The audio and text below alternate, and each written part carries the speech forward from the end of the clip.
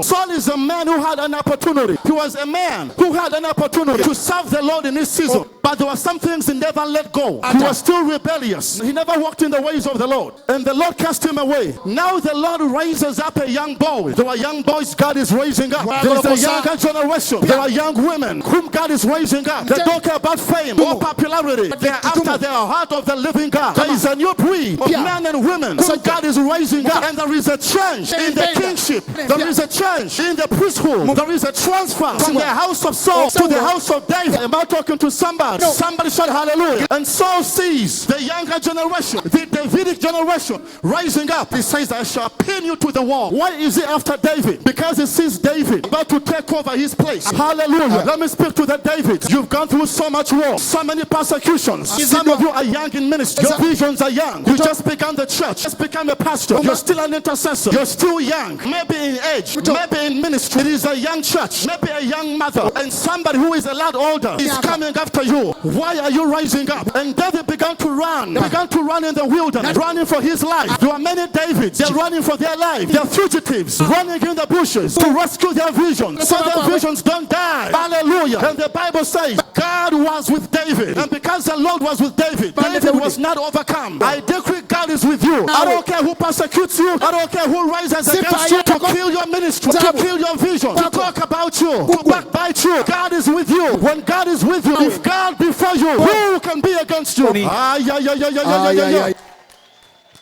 Somebody shout hallelujah.